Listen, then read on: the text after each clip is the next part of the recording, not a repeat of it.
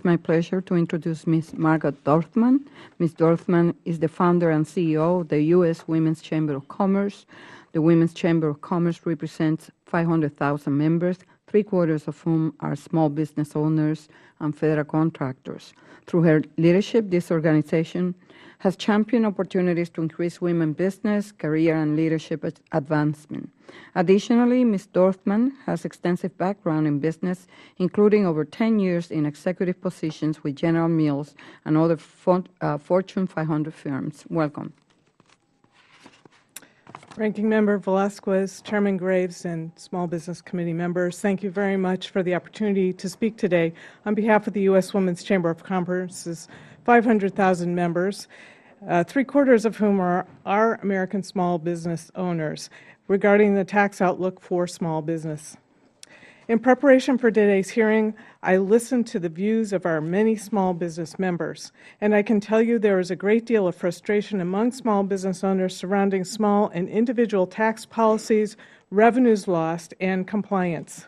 This frustration centers around a few broad issues: complexity, constant change and uncertainty, the costs associated with managing the ever-growing and changing complexity, the lack of fairness and resulting anti-competitive outcomes, and the challenge in simply being a good employer and provider for one's family and community. Already in today's hearing, we have heard a bountiful number of references to the growing complexity of the U.S. tax code and how these changes have a great impact not only on business tax policies, but also on individual taxes due to the high number of small businesses that are structured as pass-through entities. The outcome of these challenges has been magnified by the recession. While large businesses employ armies of accountants, attorneys, and complex tax evasion strategies to avoid paying their fair share of taxes, Congress continues to pass press release-ready legislation instead of taking the action needed to truly level the playing field to invigorate America's Main Street businesses. Our small business members tell me the endless and unrelenting lack of fairness and changing landscape of business and individual taxation takes away from their focus on the things that matter to them: securing and keeping good employees, increasing business competitiveness and profitability, and investing in future business growth. Our small business members who are active as federal contractors tell us they are doubly burdened, as they must also deal with the complexities of the FAR, the EPA regulations, and state and local issues. It is not feasible or affordable for small business to employ someone to deal with the spiraling complexity Congress has created.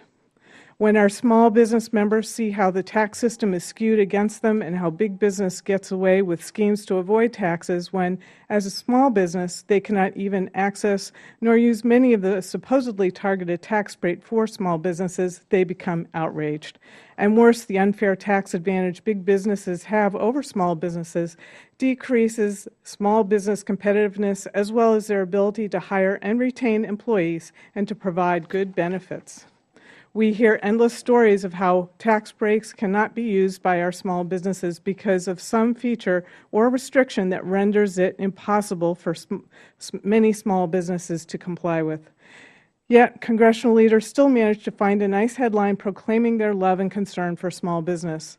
For example, tax breaks for investments in equipment are nice as long as your firm needs equipment and has the cash flow up front to invest. As most of the smaller financially challenged firms don't have cash flows available, they find this approach simply emboldens their larger competitors while discriminating against them. Additionally, an overwhelming majority of small business members told us they very much want to provide health insurance for their employees and take advantage of incentive tax credits. Small business owners are close to their employees who are their neighbors and often their family members. Many of our members told us they believe as the provisions of the Affordable Care Act continue to be implemented that they will be better able to provide health care for their employees and to be better competitors when seeking to secure and retain employees. I call upon Congress to end the piecemeal approach you have taken to tax policy and to end the grossly unfair tax provisions and loopholes that can only be employed by larger firms. Small business owners want to pay their fair share of taxes, and they understand the need of the U.S. government to raise revenues to provide a quality and secure environment for businesses and families. But today we do not have a level playing field. More legislation aimed at grabbing headlines won't help. What will help is real leadership in Congress, leaders who come together to truly work on behalf of small businesses. We know that small businesses are the job creators. It is imperative that we simplify tax policy and the complex codes and skewed policies that benefit big business and allow business owners to focus on the important work they have as revenue generators, job creators, and community leaders. Thank you.